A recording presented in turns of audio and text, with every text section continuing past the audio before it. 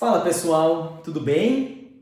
Dando continuidade aos nossos vídeos sobre raciocínio clínico com o objetivo de descomplicar o raciocínio clínico, hoje eu vou trazer uma ideia de raciocínio clínico dentro da nossa prática diária do fisioterapeuta, do osteopata, dos terapeutas manuais, de uma maneira geral.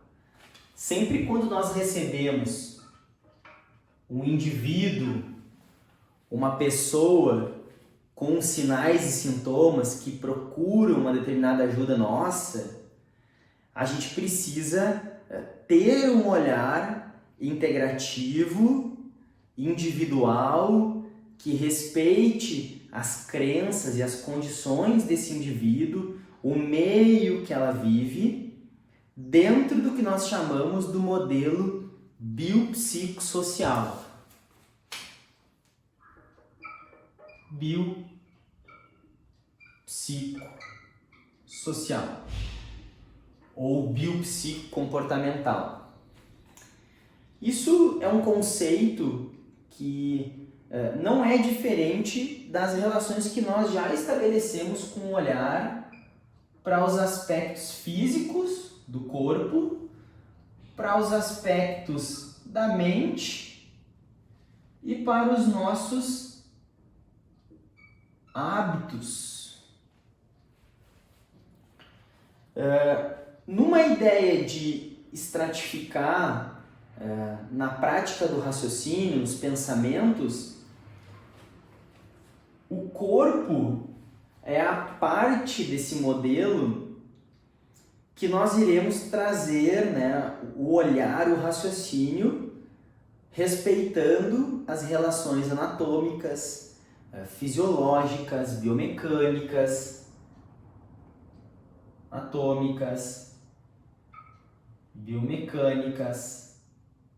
fisiológicas, neurofisiológicas, endocrinológicas, hormonais, enfim, todo o contexto relacionado à anatomia humana. E a gente vai unir isso dentro do que nós chamamos de plausibilidade biológica, ou seja, isso tudo pode acontecer de uma determinada forma e a falha disso pode ser algo gerador de um problema, né? Por exemplo, o paciente chegou com a coluna cervical travada, uma rigidez cervical.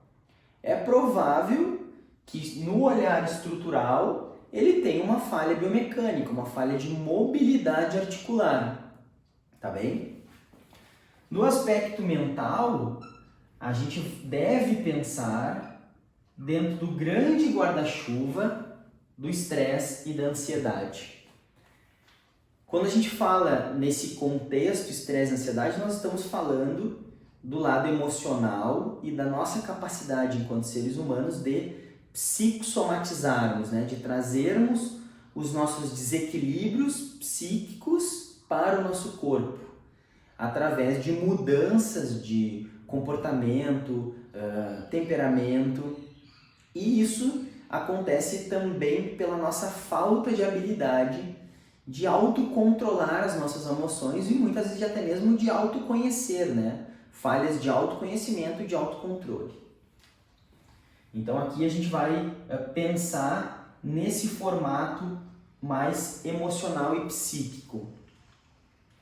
Nos hábitos, nós iremos considerar principalmente o exercício, a alimentação, a qualidade do sono e as relações com o trabalho. Hoje o exercício está no mesmo patamar do que comer, beber e dormir. Nós temos uma necessidade quase que fisiológica de nós nos movimentarmos, de nós treinarmos o nosso corpo.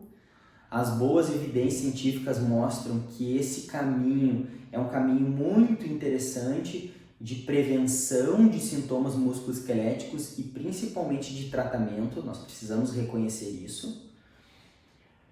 A alimentação é algo que tem uma relação direta muitas vezes não associadas a sintomas, mas associadas à percepção da qualidade de vida.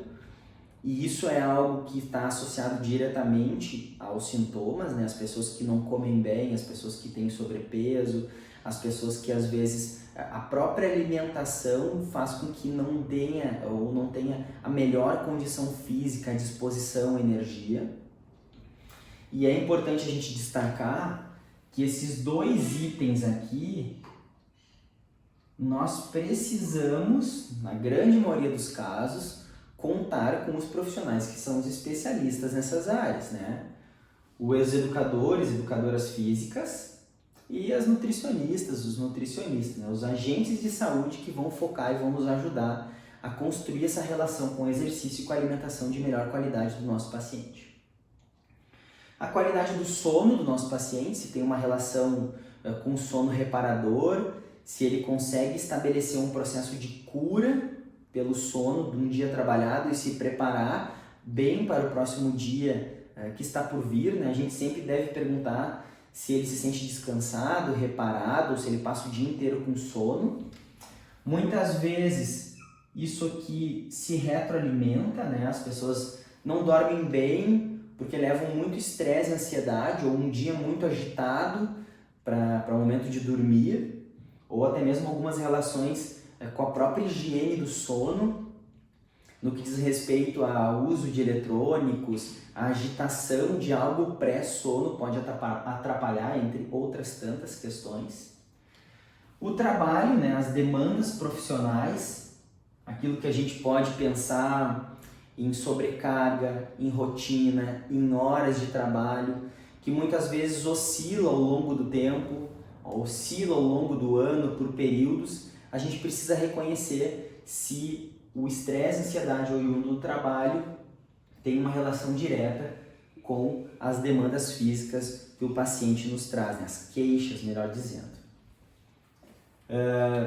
Como a gente sempre fala, né, e muitas pessoas citam, e a gente aprende isso na faculdade, quando a gente recebe uma pessoa com uma demanda de saúde que procura o serviço do fisioterapeuta, do osteopata, a gente já começa a avaliar esse paciente desde o momento que ele levanta da cadeira da recepção até chegar ao nosso ambiente, né, ao nosso consultório, o ambiente terapêutico.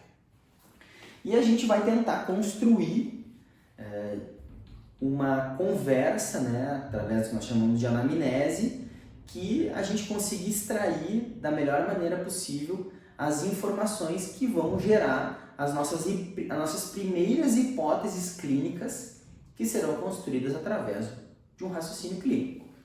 Então, o que mais nos interessa nesse momento é o que o paciente sente, né? Onde estão os sintomas, quando os sintomas começaram e como esses sintomas começaram. Aqui, basicamente, nós vamos ter a queixa principal, aonde os sintomas estão, se eles estão localizados, se eles têm irradiação, se eles têm relação com outros sintomas, não só físicos, mas às vezes com sintomas do trato gastrointestinal, sintomas associados a doenças que essa pessoa está tratando e por aí vai, entre outras tantas possibilidades. Quando os sintomas começaram, aqui a gente tem um marco temporal, né, que é importante a gente pensar sempre nisso, dentro de algumas relações que as pessoas estabelecem com os sintomas, com a parte bio e até mesmo com a parte psíquica, né, onde pode-se ter, onde a gente divide, melhor dizendo, esse paciente na relação sintoma-tempo em agudo, subagudo e crônico. Nós já temos muitos estudos que mostram que existe uma diferença do paciente que percebe ou ele tem sintomas ao longo do tempo, ao longo de muito tempo, principalmente os pacientes crônicos, que é bem diferente do paciente agudo, com relações à sensibilização central, a estímulos da periferia para o centro. Isso pode mudar algumas percepções de interpretação desses quadros dolorosos. E como os sintomas surgiram, se eles surgiram de forma insidiosa, devagar, foi piorando, se sente quando corre, quando levanta, quando deita, né, foi depois de um trauma, depois de um acidente, depois de uma pancada, tentar extrair o que gerou, né, esse evento que traz ele para a nossa consulta. Quando a gente constrói essa primeira conversa aqui e a gente estabelece todos esses pequenos detalhes que eu falei, nós vamos estabelecer uma hipótese maior e tentando associar aos hábitos. Então, eu também vou entrar como que esse paciente está na sua relação com o exercício, com a alimentação, com o sono, com o trabalho, como estão os níveis de estresse e ansiedade.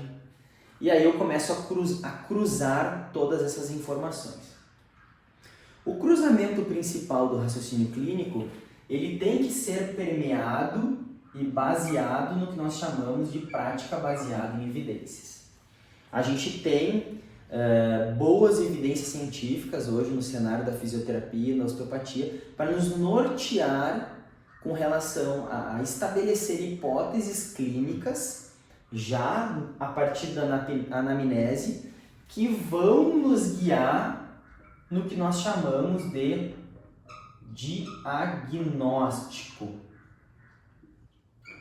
Então, se eu tenho um paciente que chega no consultório com a cervical travada, com uma limitação funcional, e isso foi desencadeado depois de uma noite de sono, acordou com a cervical travada, tem um impacto importante de fatores psicossomáticos, por exemplo, com estresse e ansiedade, é um paciente ativo, é um paciente que se alimenta bem, estava dormindo bem até esse momento do travamento cervical, e estava num momento muito sobrecarregado no trabalho, esse é um cenário que a gente vê com frequência. Eu preciso pensar nisso quando eu for criar ou quando eu for gerar a minha análise estrutural, né? O meu exame estrutural. E aí, os bons guidelines de manejo de dor cervical aguda, os estudos nos mostram que um dos maiores fatores de risco para isso acontecer é a sobrecarga psicossomática oriunda do estresse e ansiedade. E a melhor ferramenta de tratamento é o exercício, né? Então eu vou precisar, em algum momento da minha consulta, abordar esses dois fatores com o meu paciente.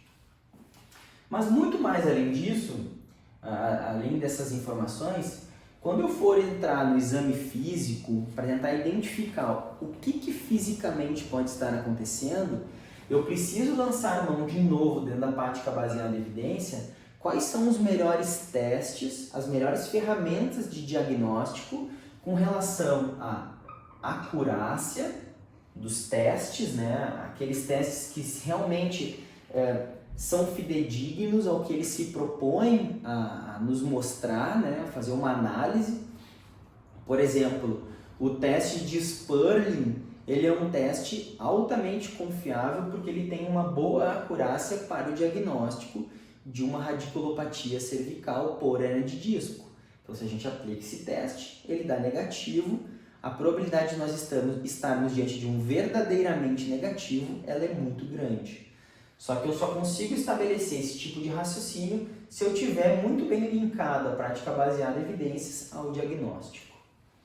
Reprodutibilidade é uma ferramenta importante, né? Porque ela é capaz de nos trazer de uma forma confiável aquilo que a gente estuda, vê nos estudos e que possa ser reproduzido por outros profissionais também que não estão fazendo parte daquele estudo, tá bem? Isso tudo vai me trazer um diagnóstico de maior confiabilidade, né? De maior confiança dentro de relações probabilísticas. Eu nunca vou ter, ou é muito difícil nós termos 100% de certeza de algo estrutural mesmo usando bons testes físicos, tá? Isso em casos agudos e subagudos e principalmente em casos crônicos, né? É muito difícil a gente estabelecer causa estrutural para pacientes que tenham sintomas há mais de 3 meses, principalmente pelas relações que o estudo da dor nos mostra com relação à percepção dos quadros dolorosos. A partir dessa parte do diagnóstico é onde a gente vai confirmar algumas hipóteses que foram construídas aqui e negar outras. Isso é o que a gente chama de diagnóstico diferencial e diagnóstico de exclusão. Então, geralmente a gente parte do momento da conversa, focando nessa parte do modelo biopsicossocial em várias hipóteses. E a gente começa, isso aqui o teste X excluiu, esse aqui o teste Y confirmou, né? E aí a gente vai entrando no funil diagnóstico até que nós vamos chegar num diagnóstico mais provável.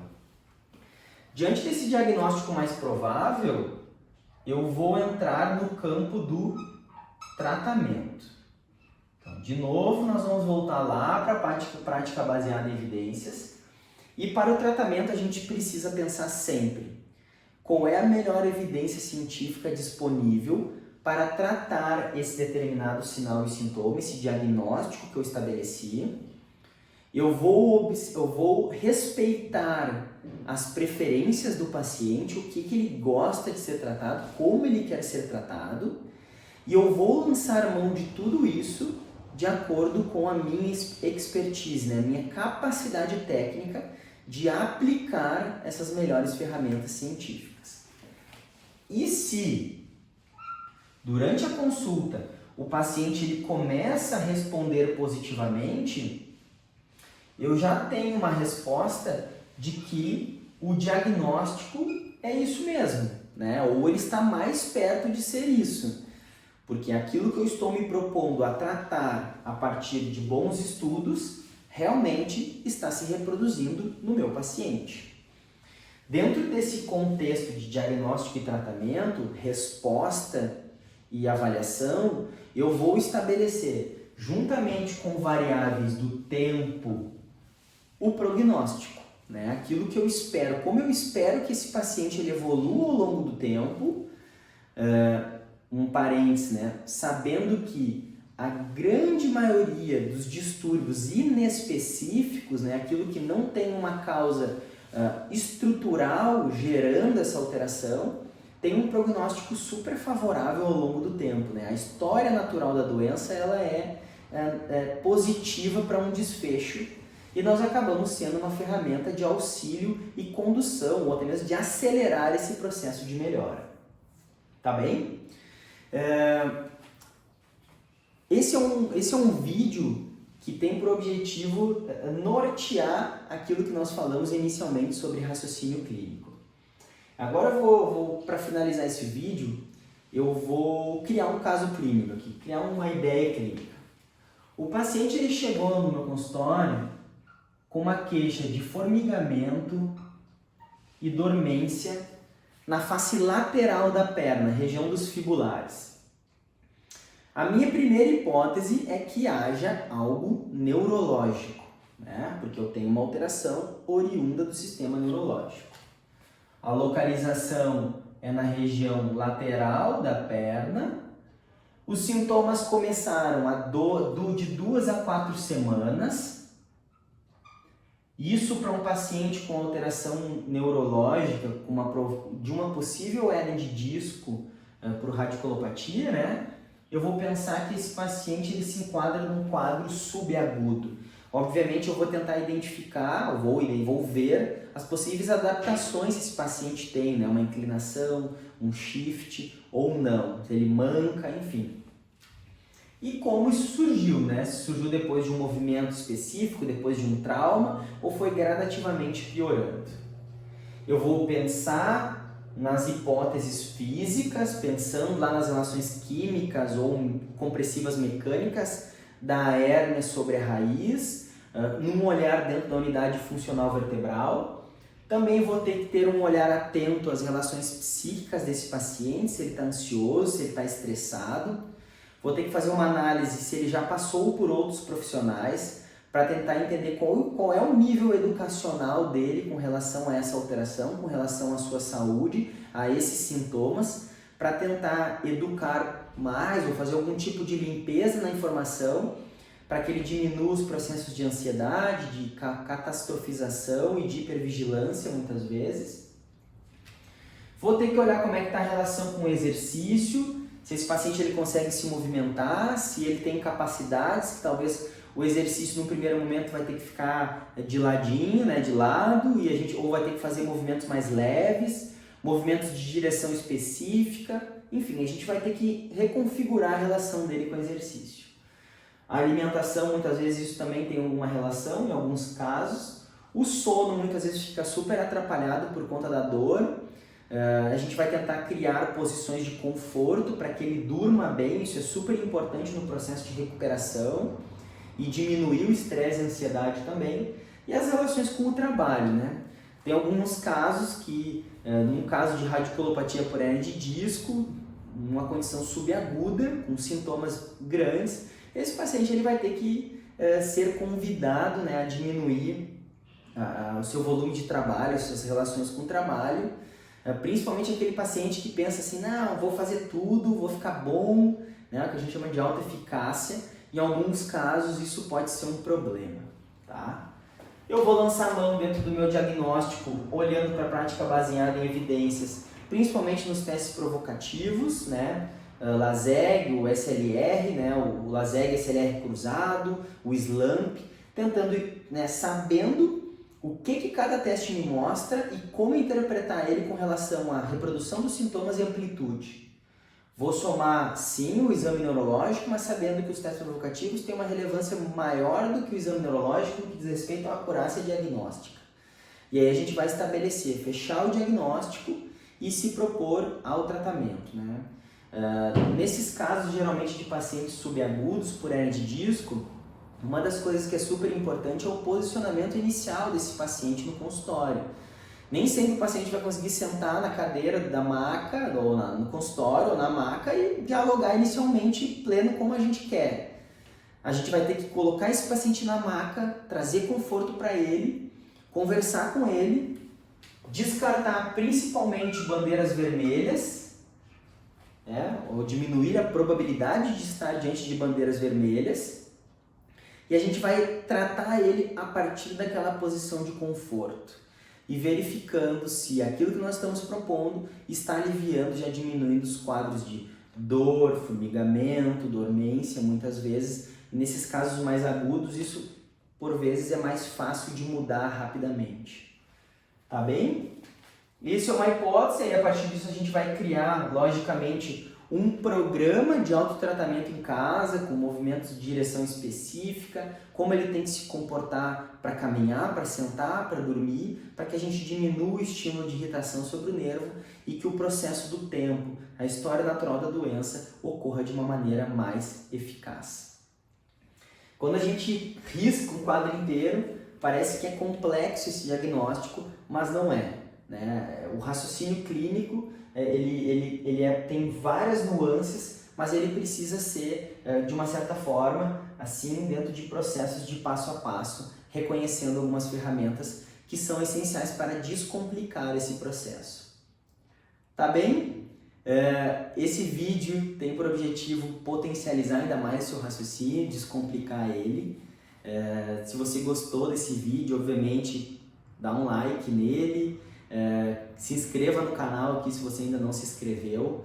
Se você sentir aí no seu coração, manda para alguns colegas fisioterapeutas que possam se interessar e gostar também desse vídeo, compartilhe, tá bem? E a gente se vê brevemente em mais um vídeo.